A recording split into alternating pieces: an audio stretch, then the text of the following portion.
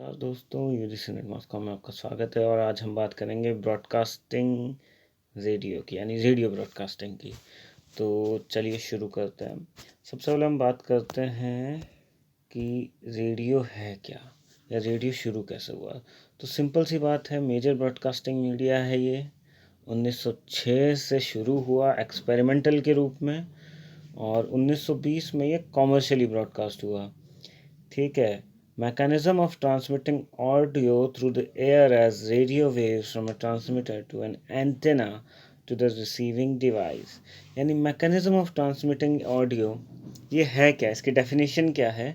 Definition है radio की कि it is a mechanism of transmitting audio through the air as radio waves from a transmitter to an antenna to receiving device।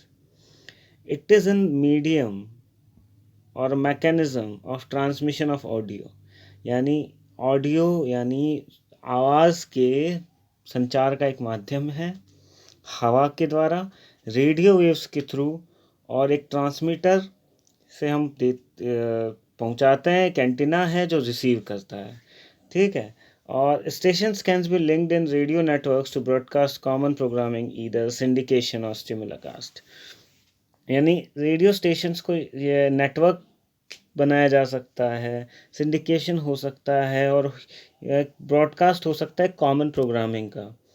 अब इसकी शुरुआत कैसे हुई। सैमुअल मोर्स ने टेलीग्राफ इन्वेंट किया था 1842 में, जो कि रेडियो सिग्नल्स को इकट्ठा करता था और उनको एक बीप बीप बीप सुनाई देती थी, और उन्हीं से हम एक कोड बनाते थे जिसे मोर्स कोड कहते थे। मार्कोनी ने 1895 में इन्हीं मोर्स की टेक्निक का इस्तेमाल किया, रेडियो वेव्स का, और उसने एक मार्कोनी कंपनी बनाई, और उसने एक रेडियो ट्रांसमीटर बनाया, रेडियो सिग्नल्स का रिसीवर बनाया, और उसने पहली बार आवाज़ का संचार किया था 1895 में। ठीक है। इसके बाद आते हैं रैगन फर्नसन। इन्होंने क्या किया था, transmission of sound over radio transmitter. यानी मार्कोनी ने तो सिग्नल्स किए, एक सिग्नल्स के थ्रू उन्होंने ट्रांसमिशन किया, लेकिन फर्नसन ने रेडियो ट्रांसमिशन किया। यानी मार्कोनी ने एक जगह से दूसरी जगह तक पहुंचाया, और फर्नसन ने सोचा कि इसको हम मास कम्युनिकेशन के लिए यूज़ क्यों नहीं कर सकते। फिर मास कम्युनिकेशन के लिए बहुत बड़ा काम हुआ। इसके बाद ली डे फॉरेस्ट आए, जो यूएस इन्वेंटर थे, और उन्होंने रेडियो ट्रांसमिशन को और ज़्यादा क्लियर किया। उन्होंने क्या किया, और वैक्यूम ट्यूब्स का इस्तेमाल किया ब्रॉडकास्टिंग के लिए। तो फर्स्ट रेडियो सेटअप था पिट्सबर्ग, न्यूयॉर्क और शिकागो में। याद रख लीजिए कि फर्स्ट रेडियो सेटअप जो था वो था पिट्सबर्ग, न्यूयॉर्क और शिकागो में 1920 में। अब मास रेडियो के कैरेक्टरिस्टिक्स क्या है मास मीडियम के। भाई रेडियो कॉस्ट इफेक्टिव मीडियम है। कैसे कि रेडियो के लिए कुछ ज़्यादा टेक्नोलॉजी की ज़रूरत नहीं है, बहुत ही सस्ता और सुलभ माध्यम है। और production formats of sound which can be produce as a minimum rate, यानी आवाज़ का प्रोडक्शन बहुत ही मिनिमम रेट पे हो जाता है। तो रेडियो कॉस्ट इफेक्टिव मीडियम है। दूसरा, रेडियो पब्लिक मीडियम है। पब्लिक यानी रेडियो को कहीं से भी एक्सेस किया जा सकता है। आपको रेडियो वेव्स जो हैं वो आज कम्प्लीटली फ्री हैं पूरी दुनिया में। ठीक है। तो आप बस अपना ट्रांसमीटर लीजिए, उसको कहीं भी देख लीजिए, कहीं भी कोई सिग्नल आ रहा हो तो ऑल इंडिया रेडियो आपसे चार्ज नहीं लेगा बिल्कुल। तो ये एक पब्लिक माध्यम है, यानी कोई भी इसे कहीं से भी सुन सकता है। कुछ बैंड्स पे पाबंदी है, जैसे मिलिट्री बैंड्स होते हैं, लेकिन वो आपको पब्लिक रेडियो पे नहीं दिखाई देंगे। लेकिन तब भी पब्लिक मीडियम है, इसे कोई भी कहीं से भी सुन सकता है। टीवी में आपको चार्ज देना पड़ता है, नेटफ्लिक्स का चार्ज देना पड़ता है, लेकिन रेडियो के लिए कोई पैसा नहीं देना पड़ता सुनने का। Radio is accessible for illiterate. सबसे अच्छी बात रेडियो की, सबसे पावरफुल और सबसे मोस्ट इफेक्टिव बात रेडियो की ये है कि इसे कोई भी सुन सकता है। इसके लिए आपको किसी भी तरह की विशेष शिक्षा की आवश्यकता नहीं है। इसके लिए कोई स्पेसिफिक शिक्षा नहीं चाहिए। जैसे मोबाइल चलाने के लिए आपको डिजिटल लिटरेट होना चाहिए, टेलीविज़न या आप अखबार पढ़ते हैं और दूसरा संचार साधन देखते हैं तो आपको कुछ टेक्नोलॉजी या कुछ नॉर्मल लैंग्वेज की समझ होनी चाहिए, लेकिन रेडियो के लिए कोई ज़रूरी नहीं है। तो ये एक तरह से आप समझ सकते हो जो अंडर डेवलपिंग कंट्रीज़ है उनके लिए तो वरदान साबित हुआ। और 1960 से 70 के दशक में जो हमको लोगों को जब इंडिया आज़ाद हुआ था और हम सबको ज़रूरत थी एक देश को एक करने की, देश के अंदर सूचनाएं पहुंचाने की, तो देश को इंटीग्रिटी में, इंडिया की इंटीग्रिटी में, इंडिया को बनाने में रेडियो का बहुत बड़ा हाथ रहा है। Radio is a mobile medium, कहीं भी ले जाओ यार, बैटरी डालो, चलो बस में चलते हैं सुनते हुए, या ट्रेन की छतों पे, या खेत में काम करते हुए। तो radio is a mobile medium and then again is radio is a background medium. यानी खेत में काम करते हुए कोई भी इसे पेड़ पे लटकाए और मस्त अशोक कुमार के गाने सुनते हुए, किशोर कुमार के गाने सुनते हुए फसल काटे। तो रेडियो एक बैकग्राउंड मीडियम भी है, ठीक है। तो और radio is an audio medium, सबसे बड़ी बात, रेडियो एक ऑडियो मीडियम है। तो radio is accessible to the visually challenged also, जो अंधे लोग हैं वो भी इस संसाधन का आनंद ले सकते हैं। रेडियो को एनर्जी भी नहीं चाहिए, आप 2 सेल डालिए निपोक हो चलिए। और तो इसी वजह से एनवायरमेंट फ्रीडम भी हो जाता है। रेडियो वेव्स का पक्षियों पे भी कोई बुरा असर नहीं होता। तो ये एक तरह से इलेक्ट्रोमैग्नेटिक वेव्स का उस वे में इस्तेमाल नहीं करता है। रेडियो एक स्पीडी मीडियम है। आप सच बता रहा हूँ, कभी अपने पास इंटरनेट रखिएगा, टीवी चालू कीजिएगा और रेडियो रखिएगा, किसकी कमेंट्री अगर तेज़ आती है आपको अपने आप समझ जाएंगे कि जो रेडियो है वो आपका 10 से 15 सेकंड पहले चलता है। कई बार कुछ केसेस में तो 1-1 मिनट तक पहले चल जाता है। और ये 1 मिनट का फासला कई बार बहुत बड़ा हो जाता है, जब बहुत ज़रूरी सूचनाएं पहुंचानी है।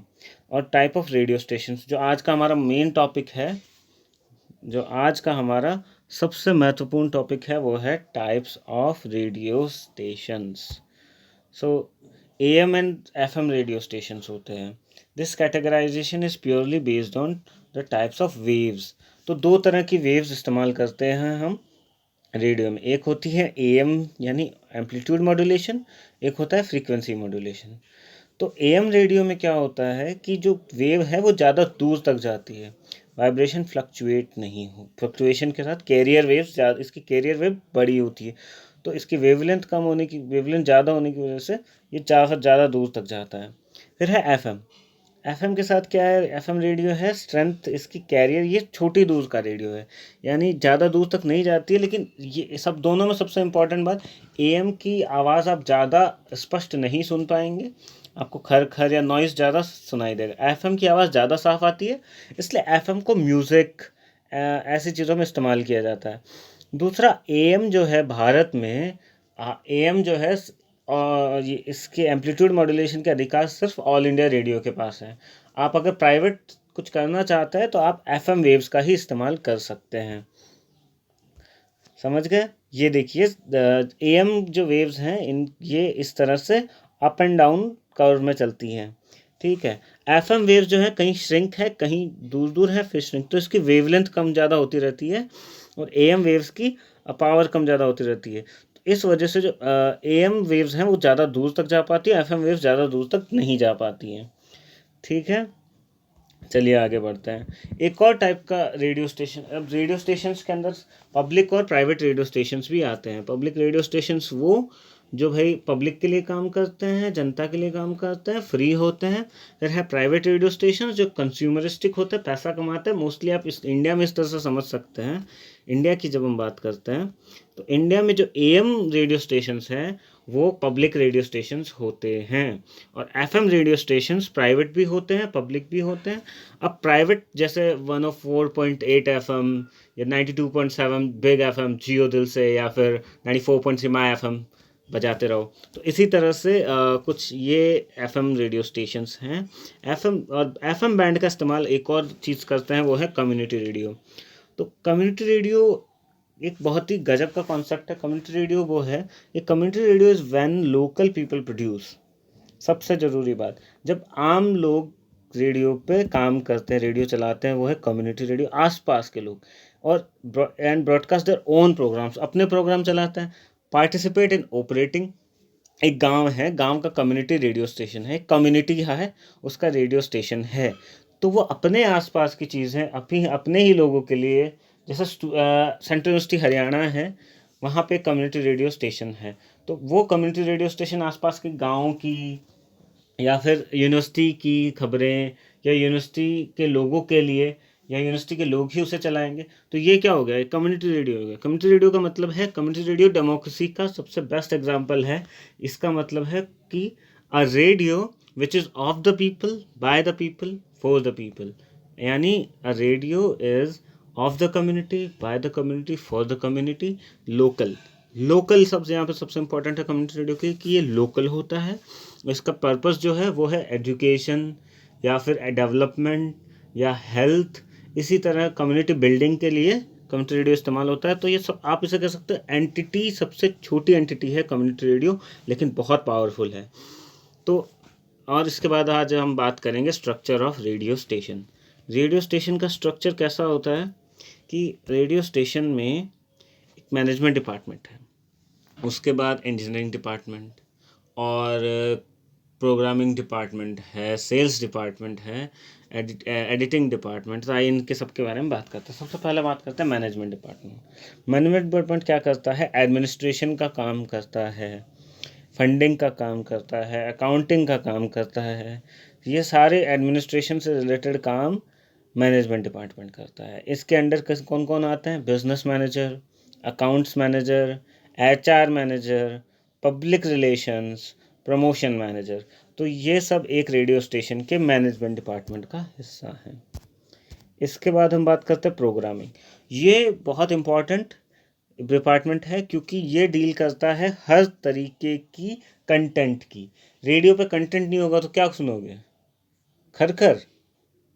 वही कि कम कम की जो रेडियो है, प्रोग्रामिंग डिपार्टमेंट जो है वही सारा प्रोडक्शन का काम करता है, वही अपने प्रोग्राम सेट करता है, वही रूल बनाता है, और जो भी आप रेडियो पे सुनते हैं वो सब प्रोग्रामिंग डिपार्टमेंट का काम है। प्रोग्राम बनाना, स्टोर करना, शूटिंग, डायरेक्शन, ये सब प्रोग्रामिंग डिपार्टमेंट करता है। और उसका जो हेड होता है उसको हम कहते हैं प्रोग्राम डायरेक्टर। प्रोग्राम डायरेक्टर जो होता है वो चार्ज होता है सभी प्रकार के प्रोग्रामिंग, प्लानिंग, रिसर्च, प्रोडक्शन से रिलेटेड कामों का। ठीक है। तो सबसे पहला है on air talent. On air talent कौन होते हैं, डीजे हैं, रिपोर्टर्स हैं, और जो कंपीरियर हैं, जो अनाउंसर हैं और रेगुलर पेरोल पे काम कर रहे हैं, ये हैं फर्स्ट कैटेगरी के लोग जो कि है ऑन एयर। सेकंड आता है प्रोडक्शन, जो अदर कैटेगरी है जिसमें प्रोडक्शन के लोग हैं, जैसे प्रोडक्शन का director, music, sports, programme executives, who are directly responsible for the production of the supervision and the segment allotted to them. यानी ये डिफरेंट अपना अपना काम करते हैं प्रोग्रामिंग से रिलेटेड। ठीक है। इनको तो इस तरह से प्रोग्राम डायरेक्शन होता है। इसके बाद है इंजीनियरिंग डिपार्टमेंट। ये काम करता है भाई, जो काम हो रहा है वो सही तरीके से हो रहा है। Chief engineer, assistant engineer, junior engineer, बहुत सारी पोस्ट होती है इसमें। इनका काम है कि ट्रांसमिशन सही ढंग से चल रहा है कि नहीं। ये सिर्फ और सिर्फ टेक्निकल या टेक्नोलॉजिकल एस्पेक्ट पे काम करते हैं। ठीक है। जैसे रेडियो, आप प्रोग्राम तो बना लिया लेकिन अब उसको ऑन एयर भी तो चलाना है, तो उसका रेडियो वेव सही ढंग से सिग्नल सही जा रहा है कि नहीं। मोस्टली ये लोग कम्युनिकेशन इंजीनियरिंग के लोग होते हैं। इनका काम होता है ट्रांसमिशन सुचारू रूप से चलता रहे, प्रोग्राम आपको मिलते रहें और आप खुश होते रहें। उसी तरह से अगला डिपार्टमेंट है हमारा सेल्स। सेल्स भी एक बहुत इम्पॉर्टेंट डिपार्टमेंट है, और ये क्या करता है, जो फाइनेंशियल फ्लो है स्टेशन का, यानी mostly commercial department, commercial radio में ज़्यादा काम आता है सेल्स डिपार्टमेंट। इनका काम क्या होता है कि जो भी प्रोग्राम चल रहा है, एडवर्टीजिंग है उससे रिलेटेड, या जो भी बिजनेस मॉडल है स्टेशन का, उसको फॉलो करते हुए ये फाइनेंशियल फ्लो देखता है कि कौन से रेडियो की मतलब रेटिंग ज़्यादा गई, कौन सा शो ज़्यादा पसंद किया गया लोगों का, किसको हटाना है, किसको रखना है। मोस्टली इनका काम सिर्फ इतना है कि सेल्स बढ़ाना है, इनको ज़्यादा से ज़्यादा लोग सुने और पैसा जो जनरेट हो, और जो रेडियो स्टेशन है वो कमाए अच्छे से। तो ये एक्चुअली मनी फेस होता है किसका, पूरे रेडियो स्टेशन का। तो इसके बाद ये देखिए जनरल मैनेजर है। उसके बाद 5 अलग अलग डिपार्टमेंट। सबसे पहला आ गया तुम्हारा ये हो गया आपका प्रोग्रामिंग डिपार्टमेंट। इसमें न्यूज़ डायरेक्टर है, रिपोर्टर है, टेक्नीशियन है। इसके बाद है सेल्स, जिसमें अकाउंट एग्जीक्यूटिव, प्रमोशन मैनेजर्स आते हैं। ऑपरेशंस हैं जिसमें डीजे है, ट्रैफिक मैनेजर्स हैं, चीफ इंजीनियरिंग डिपार्टमेंट है जिसमें चीफ मैनेजर है, ट्रांसमिशन मैनेजर है, मेंटेनेंस सुपरवाइज़र है, इंजीनियर हैं, फिर है बिजनेस जिसमें अकाउंटिंग और बिल्डिंग मेंटेनेंस आती हैं। तो ये था रेडियो का स्ट्रक्चर। आज हमने जाना कि रेडियो किस तरह से काम करता है, रेडियो क्या है, रेडियो के फीचर क्या है, रेडियो क्यों ज़रूरी है, किस किस तरह के रेडियो होते हैं, रेडियो का स्ट्रक्चर क्या होता है। तो ये सब चीज़ें जानने के बाद मुझे नहीं लगता आपको किसी भी तरह के रेडियो की स्ट्रक्चर और रेडियो के काम को लेकर कोई दिक्कत आएगी। इससे रिलेटेड और जितने भी स्पेसिफिक क्वेश्चंस हों वो आप कमेंट सेक्शन में हमें लिख के बता सकते हैं। आपका बहुत बहुत धन्यवाद हमसे जुड़ने के लिए। आपका दिन शुभ